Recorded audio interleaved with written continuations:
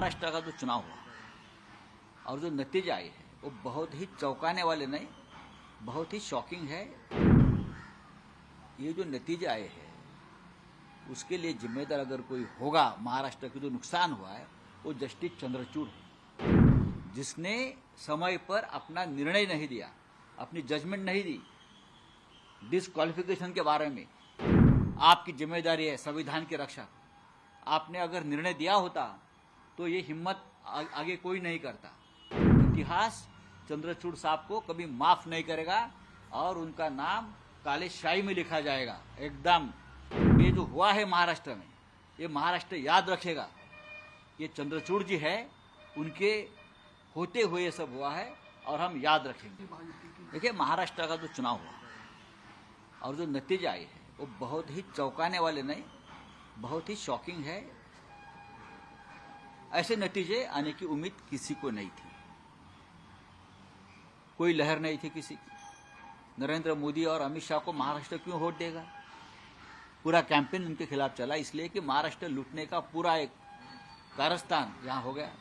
यहाँ से पूरे उद्योग गुजरात में लेके हुए, इसलिए वोट दिया लोगों ने कि हमारा रोजगार गुजरात में मोदी जी लेके जा रहे हैं, चलो हम मोदी जी को वोट दे देंगे। इसलिए खुश है। महाराष्ट्र में किसानों की आत्महत्या चल रही है, महाराष्ट्र में बेईमानी हो गई। ये जो नतीजे आए हैं उसके लिए जिम्मेदार अगर कोई होगा महाराष्ट्र का जो नुकसान हुआ है वो जस्टिस चंद्रचूड़ है। चीफ जस्टिस ऑफ इंडिया के पद पर बैठे व्यक्ति जिसने समय पर अपना निर्णय नहीं दिया, अपनी जजमेंट नहीं दी। डिस्क्वालिफिकेशन के बारे में 40-40 लोगों ने बेईमानी की।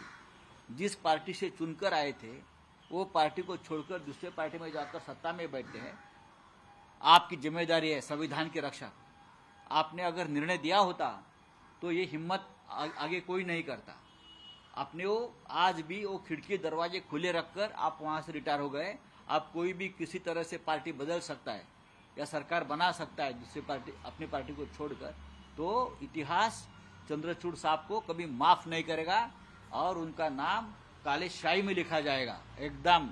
कि इस प्रकार की व्यक्ति अपने पद पर बैठी थी और 3 साल तक एक संविधान के खिलाफ बैठी हुई सरकार को प्रोटेक्शन देते रही।